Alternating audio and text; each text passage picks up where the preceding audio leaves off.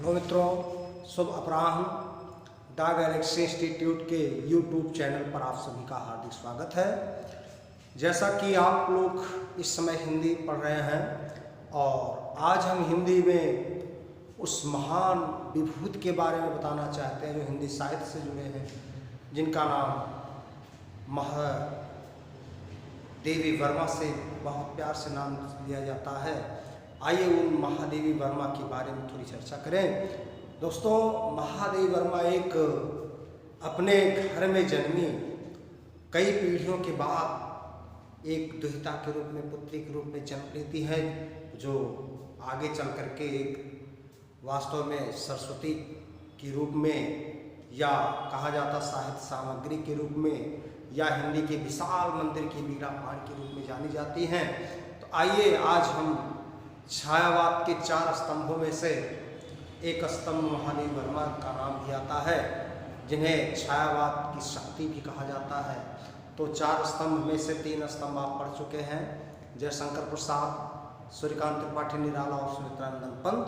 आइए आज चर्चा करते हैं छायावाद से संबंधित महादेवी वर्मा। तो आइए चर्चा करें महादेवी वर्मा।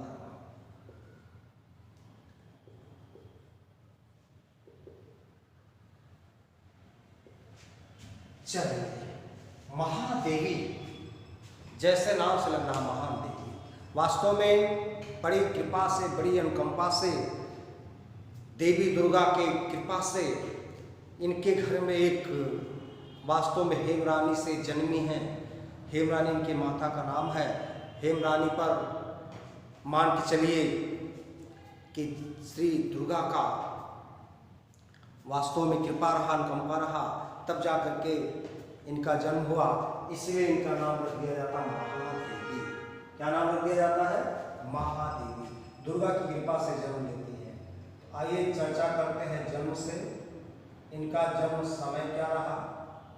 चलिए, जन्म समय रहा 24 मार्च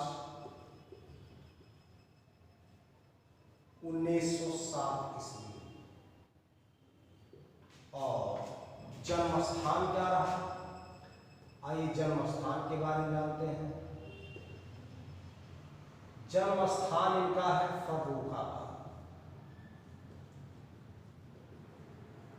जो आपके यूपी में है। चलिए, आइए मृत्यु की बात करते हैं। मृत्यु समय क्या रहा? मृत्यु समय है 11 सितंबर 1987 ईस्वी। और मृत्यु स्थान कहाँ रहा? मृत्यु स्थान इनका रहा इलाहाबाद। अर्थात जन्म तो इनका हुआ है फर्रुखाबाद में, उत्तर प्रदेश के, लेकिन मृत्यु कहाँ हुई? इलाहाबाद में। आइए और कुछ बातें करते हैं। इनके पिता का नाम क्या था? इनके पिता का नाम था गोविंद प्रसाद वर्मा। और इनकी माता का क्या नाम था? हेमरानी देवी। इनकी माता का नाम क्या था? हेमरानी देवी। और इनके पति का नाम क्या था? वास्तव में बाल्यकाल में ही इनका विवाह कर दिया जाता है, जो बाद में चल करके इन्हें नकारा जाता है। तो इनके पति का नाम था रूप नारायण वर्मा। ये इनके पति हैं। अब ध्यान दीजिएगा, इनके कई उपनाम हैं। उपनाम का इनके भरमार है। इन्हें कहा जाता है आधुनिक मीरा। क्वेश्चन आपके लिए कभी पूछा जा सकता है, हिंदी साहित्य में वो कौन से कवयित्री हैं जिन्हें आधुनिक मीरा कहा जाता है? तो आधुनिक मीरा कौन जानी जाती है? महादेवी वर्मा जी जानी जाती है। इन्हें फिर कहा जाता है साहित्य साम्राज्ञी। क्या कहा जाता है? साहित्य सामग्री भी कहा जाता है। अगले पॉइंट में इन्हें और कहा जाता है शारदा की प्रतिमा। क्या कहा जाता है? शारदा की प्रतिमा। और भी पॉइंट में जाना जा सकता है, इन्हें हिंदी के विशाल मंदिर की पीड़ा पार कहा जाता है। क्या कहा जाता है? पीड़ा पार कहा जाता है। और ध्यान दीजिएगा, इन्हें छायावाद की शक्ति कहा जाता है। क्या कहा जाता है? छायावाद की शक्ति। शक्ति का तात्पर्य यहाँ दुर्गा से हो, बहुत इंपॉर्टेंट ये भी है। और देखिए, इन्हें रहस्यवादी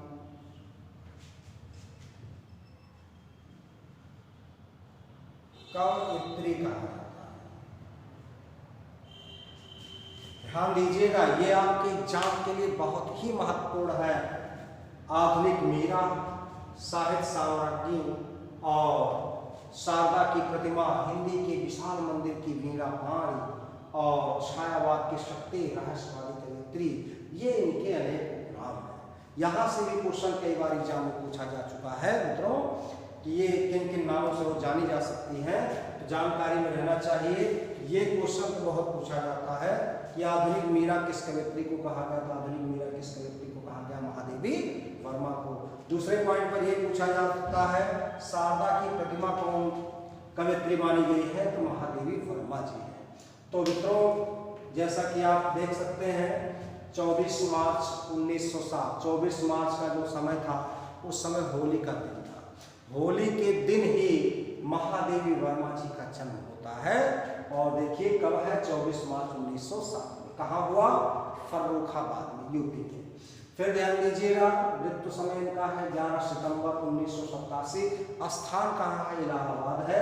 पिता गोविंद प्रसाद वर्मा, माता हेमानी देवी और पति रूप नारायण वर्मा। बाद में पति को वास्तव में ये त्याग देती हैं और बाद में इनकी ही विरह व्यथा बन जाती है, आध्यात्मिक विरह व्यथा। और आध्यात्मिक विरह व्यथा वास्तव में निर्जय इत्यादिकर्ताओं के माध्यम से, शांति गीत के माध्यम से अपने गीतों को प्रस्तुत करना चाहती हैं। और इनके उपनाम मैंने लिखाए हैं क्या क्या? आधुनिक मीरा, साहित्य साम्राज्ञी और शारदा की प्रतिमा, हिंदी के विशाल मंदिर की वीणा पार, छायावाद की शक्ति और रहस्यवाद कवयित्री। किस तरह से ये जाने जाती हो? महादेवी वर्मा जी। वास्तव में अपने कुल में बहुत दिन बाद ही जन्म लेती हैं, एक पुत्री के रूप में। और उस कुल का देखिए इतना चमत्कार कर देती है कि इनका कुल आज जाना जाता है इन्हीं के नाम से। तो आइए महादेवी वर्मा से संबंधित कुछ मुख्य तथ्य को देखते हैं। आइए कुछ तथ्य को देखें जो इनके लिए बहुत ही महत्वपूर्ण है। चलिए चर्चा करते हैं कुछ महत्वपूर्ण तथ्य को लेकर के। तथ्य में आइए कुछ चर्चा पर चर्चा की जानी चाहिए। चलिए चर्चा हो जाए महत्वपूर्ण तथ्य को लेकर के।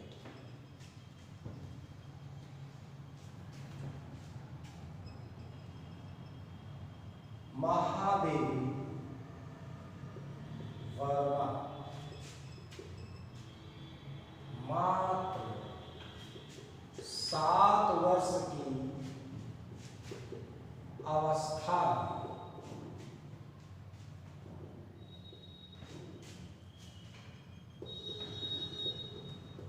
सवैया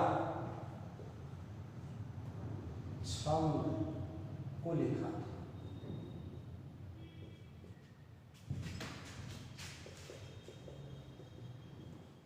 कहने का मकसद यह है, सवैया एक वास्तव में वर्णिक छंद है जिसमें 22 से लेकर के लगभग 26 वर्ण होते हैं प्रत्येक पंक्ति में, और वो वर्णिक छंद है सवैया। उसी सवैया में इन्होंने एक कविता लिखा। तो कै वर्ष की अवस्था में? 7 वर्ष की अवस्था में इन्होंने सवैया में एक कविता लिखा था।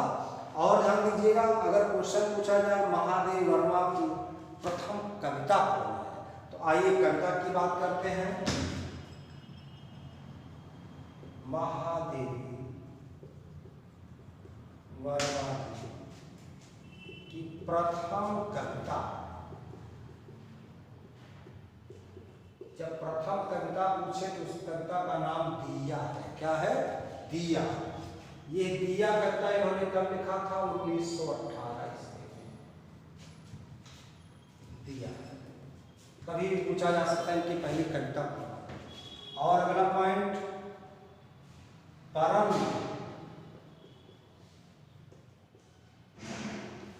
इनका पहला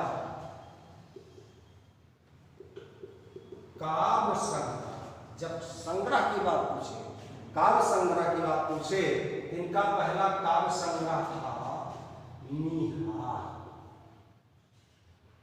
इसकी रचना 1930 ईस्वी में। तो पहला काव्य संग्रह निहार, पहली कविता दिया। 7 वर्ष की अवस्था में इन्होंने क्या किया? सवैया छंद में वास्तव में एक काव्य लिखा था। तो क्वेश्चन कभी भी यहां से पूछे जा सकते हैं, जानकारी आपको होनी चाहिए, ध्यान दीजिएगा। महादेवी वर्मा जी प्रारंभ में ब्रजभाषा कविता लिखती थी, परंतु आचार्य महावीर प्रसाद द्विवेदी के संपर्क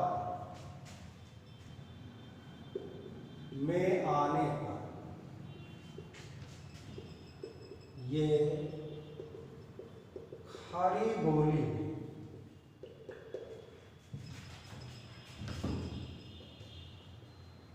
कविता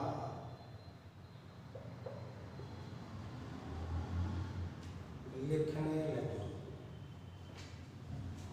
तो महावीर प्रसाद द्विवेदी जी के जब संपर्क में आते हैं महादेवी वर्मा जी, तो महावीर प्रसाद द्विवेदी के संपर्क में रह करके इन्होंने ब्रज भाषा को चेंज करके परिवर्तित करके पुनः खड़ी बोली में कविता लिखना आरंभ किया था। तो कभी भी क्वेश्चन किया जा सकता है मुख्य तथ्य के माध्यम से। आइए और भी कुछ तथ्य हैं, इनकी और बात करते हैं। चलिए, 1932 ईस्वी में महादेवी वर्मा जी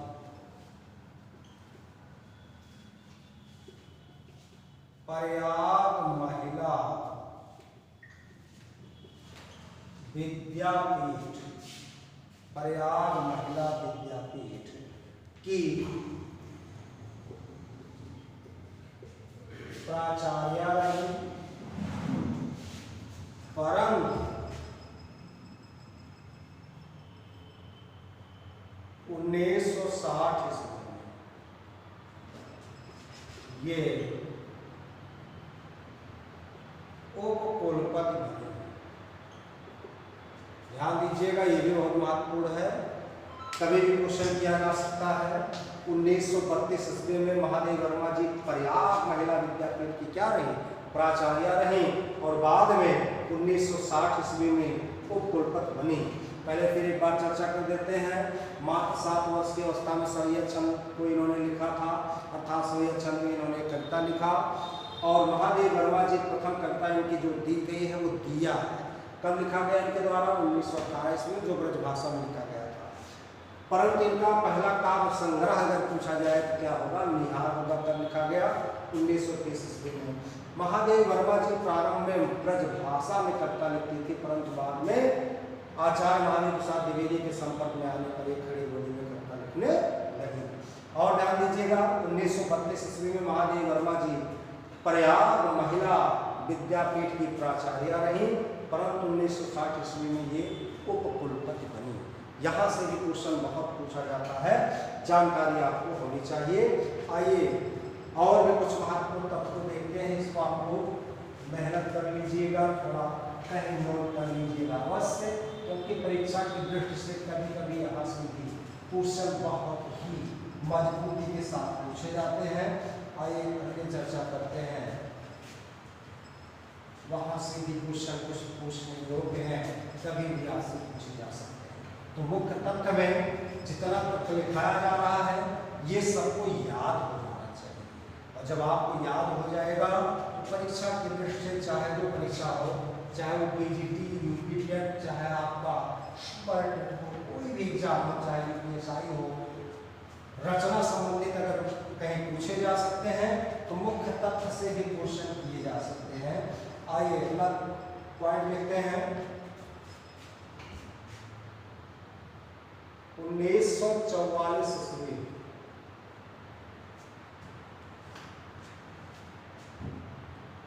महादेवी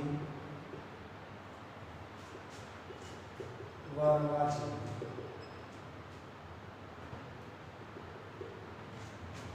साहित्यकार संसद, इसमें सभी साहित्यकार सभी कवि अपने अपने रचना को सर्जित करते थे। साहित्यकार संसद की स्थापना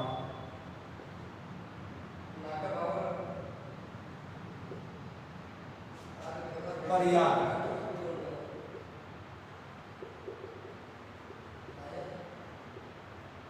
कभी पूछा जाए कि महादेवी वर्मा जी साहित्यकार संसद की स्थापना कहाँ की, तो साहित्यकार संसद की स्थापना कहाँ की? प्रयाग में।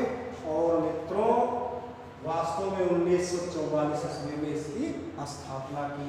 और ध्यान दीजिएगा, प्रयाग में महादेवी वर्मा ने रंगवाड़ी अर्थात नाट्य संस्थान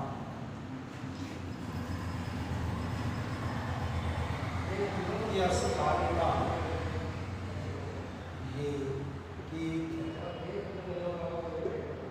और भी पॉइंट है, और भी क्वेश्चन किए जा सकते हैं।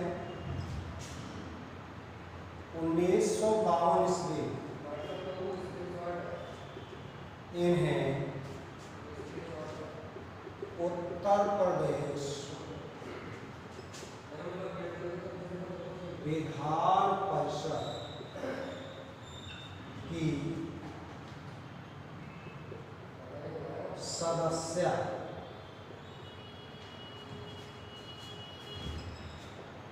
के रूप में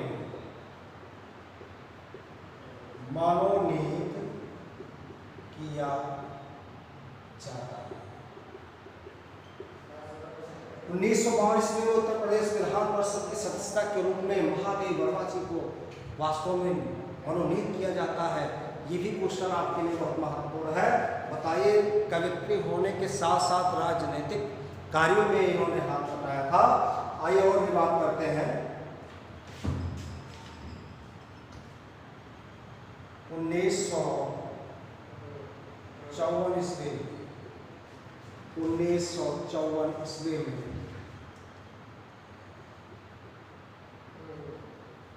साहित्य अकादमी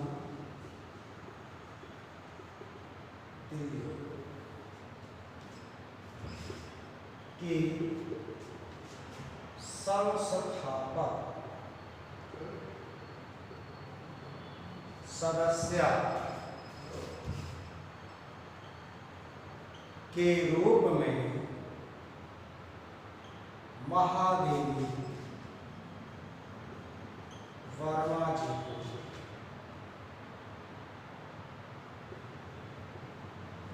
नियुक्त किया गया। अर्थात साहित्य अकादमी दिल्ली के संस्थापक सदस्य के रूप में इन्हें नियुक्त किया गया। कब? 1954 ईस्वी में। यहाँ से भी मित्रों क्वेश्चन किया जा सकता है। अब देखिए, मुख्य तथ्य में मैंने कई बातों को लिखाया है और इन बातों को आप लोग कंठस्थ अवश्य रखिएगा, क्योंकि यहाँ से भी क्वेश्चन किए जा सकते हैं। तो ध्यान दीजिएगा।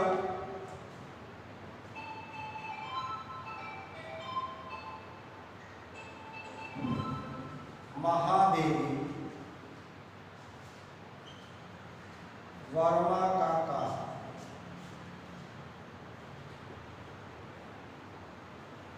विरह प्रधान काव्य। कौन प्रधान? विरह प्रधान काव्य है। अब ध्यान दीजिएगा, 1944 में महादेव वर्मा जी ने साहित्यकार संसद की स्थापना कहाँ की? प्रयाग में। प्रयाग में ही महादेव वर्मा ने रंगवाड़ी नाट्य संस्थान की स्थापना की। 1952 ईस्वी में उत्तर प्रदेश विधान परिषद की सदस्य के रूप में मनोनीत किया जाता है। 1954 ईस्वी में साहित्य अकादमी दिल्ली के संस्थापक सदस्य के रूप में नियुक्त किया जाता है। और महादेव वर्मा का जो काव्य है वो विरह प्रधान काव्य है।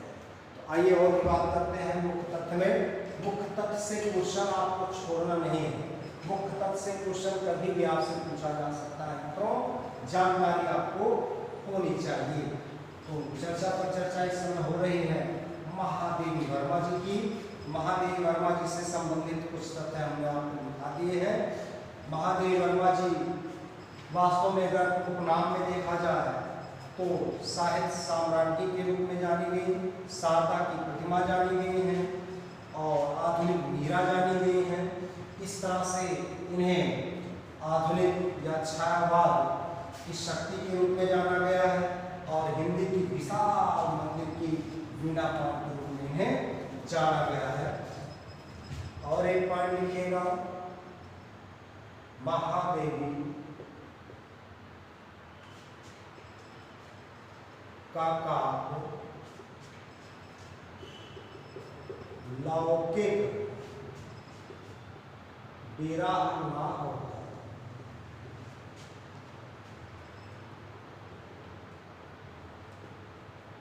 अलौकिक विरह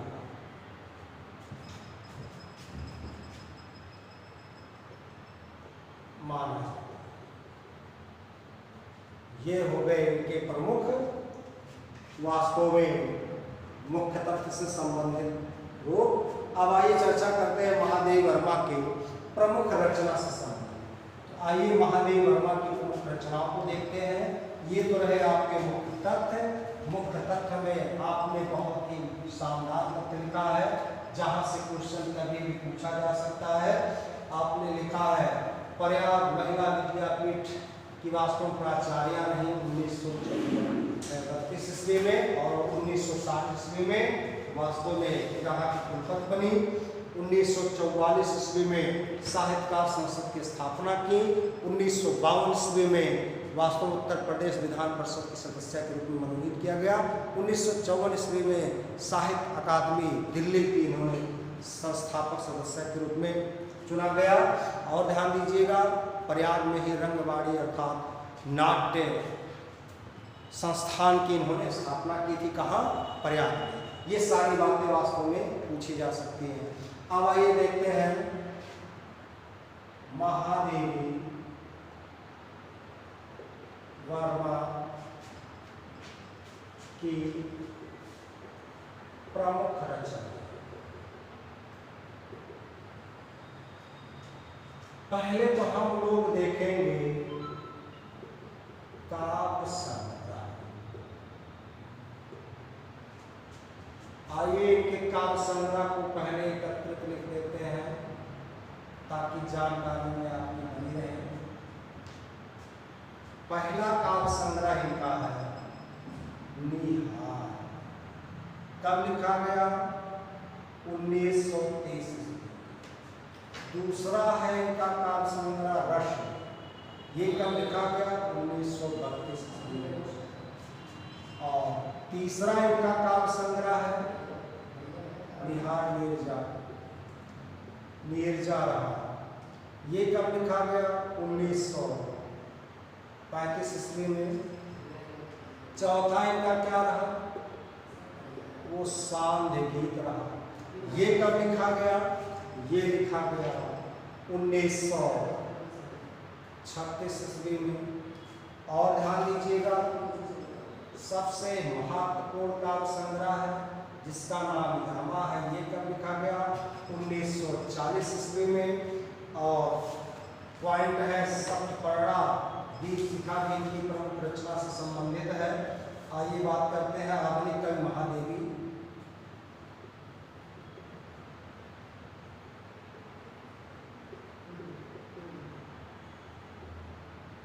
ये इन्होंने कब लिखा था? 1940 ईस्वी में। इसी से संबंधित और भी कुछ है जिसमें दीपशिखा इन्होंने लिखा था 1942 ईस्वी में, और सप्तपर्णा यह इन्होंने लिखा था 1960 ईस्वी। ये तो इनके प्रमुख काव्य संग्रह हो। इनसे संबंधित और भी कुछ बातें आपको लिखानी होंगी, लेकिन पहले हम रचना का एक क्रम लिख लेते हैं, ताकि चाहे आप यूजीसी नेट हो, चाहे और भी अगर एग्जाम में क्रम कभी पूछा जाए कि महादेवी वर्मा के काव्य संग्रह का क्रम क्या है, तो आप इस क्रम को अवश्य याद कर लें। ध्यान दीजिएगा, निहार, रश्मि, नीरजा, सांध्य, यामा, आधुनिक कवि महादेवी और दीपशिखा व सप्तपर्णा, ये प्रमुख इनके काव्य संग्रह हो जाते हैं। निहार, रश्मि, नीरजा और सांध्य, ये चारों वास्तव में बाद में मिला करके एक रचना काव्य संग्रह किया जाता है यामा। इसी यामा पर बाद में महादेवी वर्मा जी को भारतीय ज्ञानपीठ पुरस्कार, जो साहित्य के क्षेत्र में सबसे महत्वपूर्ण पुरस्कार दिया जाता है, तो जानकारी आपको होनी चाहिए। 1982 ईस्वी में वास्तव में यामा पर इनको ज्ञानपीठ पुरस्कार मिला था। पहला भारतीय ज्ञानपीठ पुरस्कार हिंदी में उनके से मिला था, पंत जी को किस पर? चिदम्बरा पर मिला था 1968 ईस्वी में। लेकिन वास्तव में 82 में किसको मिला? यहाँ पर महादेवी वर्मा जी को मिला। तो इस तरह से इनके प्रमुख काव्य संग्रह कौन कौन रहे? निहार, रश्मि, नीरजा, सांध्य, यामा, आधुनिक महादेवी, दीपशिखा, सप्तपर्णा, ये सारे पॉइंट हो जाते हैं। अब हम एक एक की थोड़ी थोड़ी व्याख्या करते हैं, ताकि यहाँ से अगर क्वेश्चन कभी पूछा जाए तो आप लोग व्याख्यायित क्वेश्चन को भी याद रखें कि इसमें क्या क्या बातें लिखी गई हैं। तो क्रम याद रख लीजिएगा। निहार, नीर कह दीजिए, निहार और रस निकल गया। फिर नीस कर दीजिए, नीरजा और सांगीत हो गया। फिर या तात्पर्यामा से हो गया। फिर आप कर दीजिएगा आदिश, आधुनिक कवि महादेवी वर्मा, दीपशिखा, सप्तपर्णा हो गया। अब आइए चर्चा करते हैं एक एक वास्तव में रचनाओं का वर्णन कर देते हैं जहां से क्वेश्चन किया जाता है। तो ये तो रहे क्रम याद रखेंगे, आपके लिए बहुत बेहतर रहेगा। भाई बिना क्रम के चलेंगे तो उससे कोई लाभ होने वाला नहीं है। क्रम से आइए चलते हैं। पहला आपने लिखा था निहार। निहार उसको भी कहा जाता है। चलिए, कब लिखा था? 1930 में। अब ध्यान दीजिए, यह इनका प्रथम काव्य संग्रह है।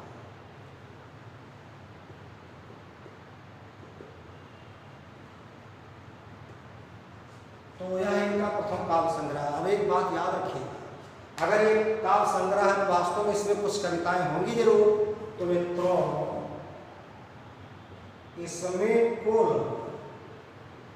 47 कविताएं,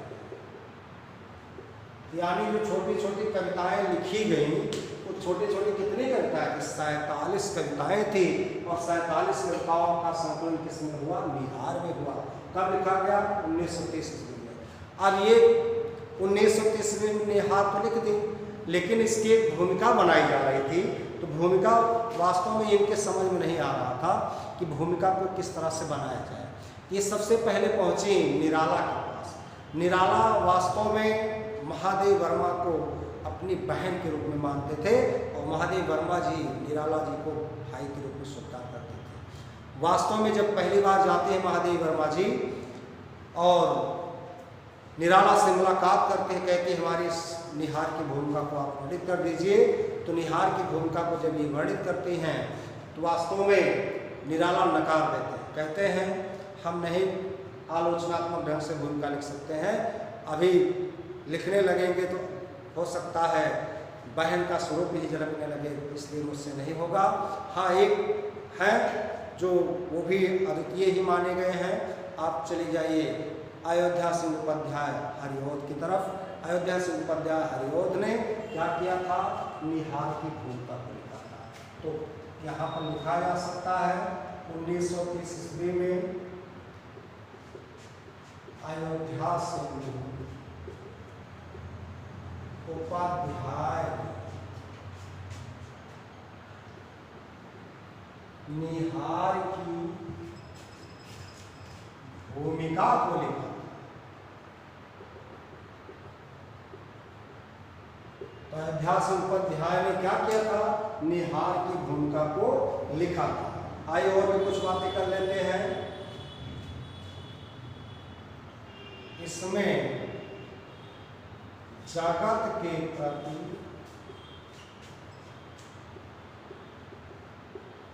महादेवी विराग भावना का वर्णन। क्वेश्चन ये भी पूछा जा सकता है, जगत के प्रति महादेवी के विराग भावना का वर्णन किस रचना में हुआ है, वो किस रचना में हुआ है, निहार में हुआ है। निहार से देखिए 2-3 पॉइंट सबसे महत्वपूर्ण। पहली बार पूछा जाएगा, ये चौथा काव्य संग्रह है, यह इनका प्रथम काव्य संग्रह है। पूछा जा सकता है इसमें कुल कितनी कविताएं हैं, 47 कविताएं हैं। 1930 ईस्वी में बताइए इसकी भूमिका को किसने लिखा था, किसने लिखा था, अयोध्या सिंह उपाध्याय हरिओद ने लिखा था। और इसमें जगत के प्रति महादेवी के विराग भावना का क्या हुआ है, वर्णन हुआ है। तो अपेक्षा करता हूं कि निहार पॉइंट को आप लोग बेहतर समझ गए होंगे। ये इनका प्रथम काव्य संग्रह रहा। आइए बातें करते हैं और तथ्य की तरफ। चलिए, दूसरी रचना है, दूसरा काव्य संग्रह इनका है, जिसका नाम है रश्मि। रश्मि का तात्पर्य क्या होता है, रश्मि माने होता है किरण। रश्मि माने क्या होता है, किरण होता है। आइए भाई हम रश्मि रचना यानी काव्य संग्रह को लिखते हैं। इसमें भी क्वेश्चन पूछा जा सकता है, क्या क्या बातें, क्या क्या विषय वस्तु वर्णित है। अगला है दूसरा रश्मि। इसकी रचना 1932 ईस्वी। ध्यान दीजिएगा, इसमें महादेवी वर्मा जी ने आध्यात्मिक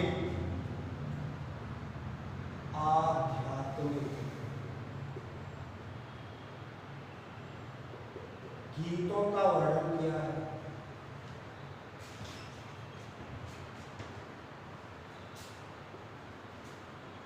तो आध्यात्मिक गीतों का वर्णन किसमें हुआ है, रश्मि में।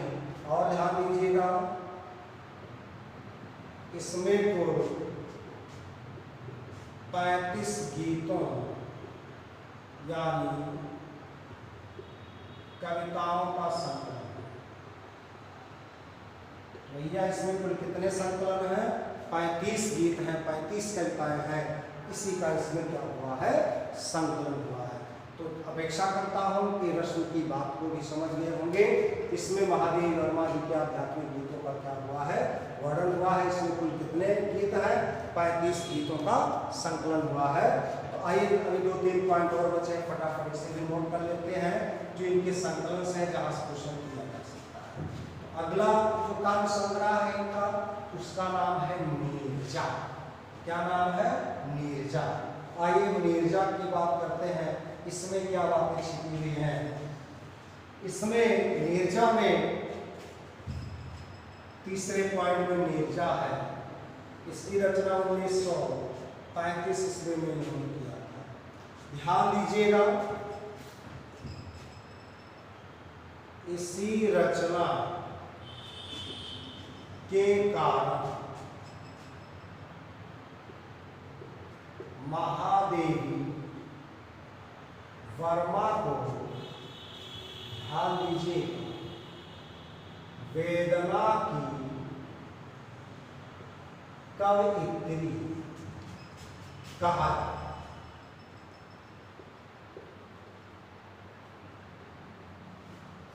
इसमें कुल 58 गीतों का संकलन किया। कुल कई गीत इसमें है? 58 गीत। 58 गीतों में क्या लिखा गया? नीरजा। वेदना की कवित्री क्यों कहा गया है? क्योंकि इन्होंने अपने जीवन के प्रति जो भी समझौता था, जो पीड़ा था, उसको इन्होंने इसमें साक्षात वर्णित किया है, इसलिए इन्हें कहा गया है वेदना की कवित्री। क्वेश्चन आ सकता, वेदना की कवित्री महादेव वर्मा जी को किस रचना पर कहा गया? तो नीरजा रचना पर कहा गया। और भी कुछ पॉइंट है इसी रचना पर 1936 ईस्वी महादेवी वर्मा को सेक्सरिया पुरस्कार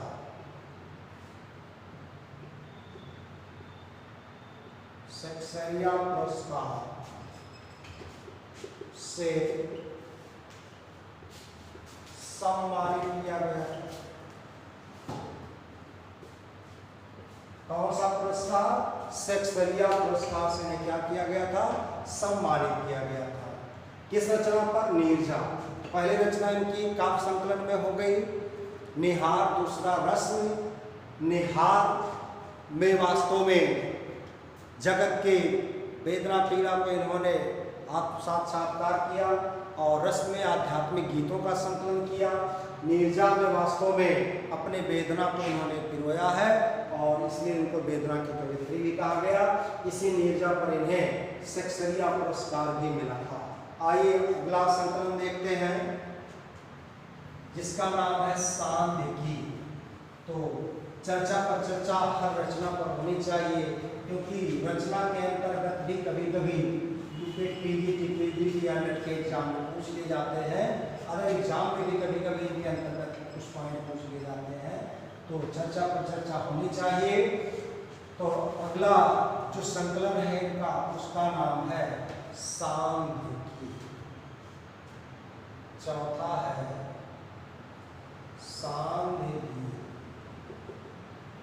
सांध्य गीत की रचना इन्होंने कब किया? 1936 ईस्वी। ध्यान दीजिएगा, इसमें महादेवी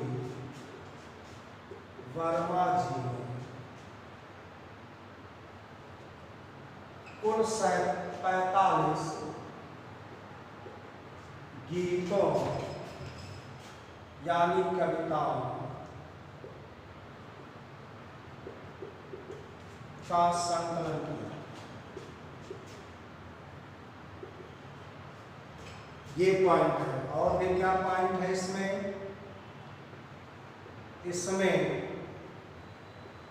महादेवी की मिलन साधना,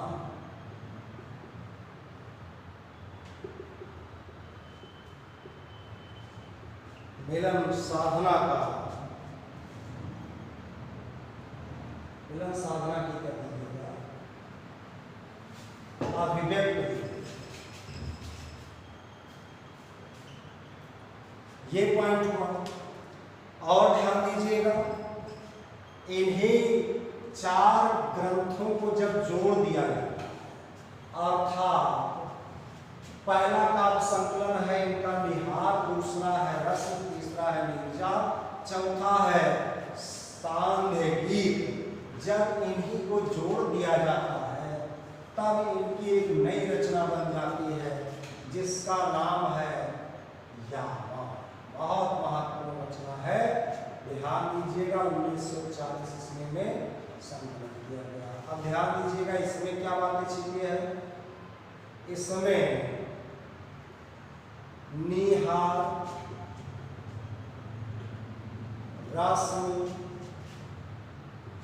नीरजा, सांध्य गीत, काव्य संग्रह संकलित किया है।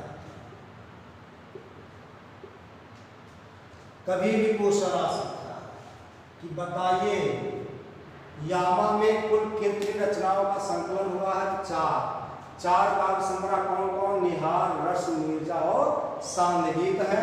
यहाँ से क्वेश्चन किया जा सकता है। और ध्यान दीजिएगा, बहुत महत्वपूर्ण है, 1982 ईस्वी में यामा रचना पर,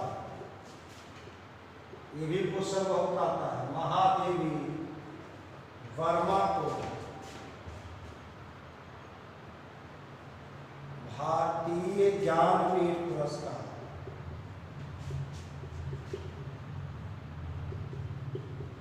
मिला था। ये बहुत ही महत्वपूर्ण क्वेश्चन है। यहाँ से क्वेश्चन बहुत बनता है कि महादेवी वर्मा की किस रचना पर इन्हें भारतीय ज्ञानपीठ पुरस्कार मिला था? तो उन्हें यामा पर मिला था। यामा पर इन्हें कब मिला था? 1982। रचना तो है 40 में, लेकिन मिले कब भाई पुरस्कार? 1982 में मिला था। यहाँ से भी क्वेश्चन किया जा सकता है। ये इनके प्रमुख काव्य रूप हो गए।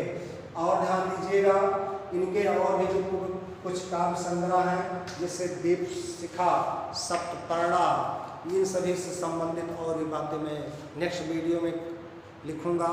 और आप लोग इसी वीडियो को पढ़ करके इसे समझिएगा। कल पुनः इसी वीडियो को लेकर के पुनः आपके सामने उपस्थित होंगे। और अपेक्षा करता हूं कि आप लोग बेहतर पढ़ रहे होंगे, समझ रहे होंगे। जैसा आपको लगता होगा, जैसे आपके विचार होंगे, आप लोग कमेंट के माध्यम से अपने विचारों को व्यक्त कर सकते हैं। तो वीडियो देखने के बाद आप लोग लाइक, सब्सक्राइब और कमेंट जरूर कीजिएगा। धन्यवाद।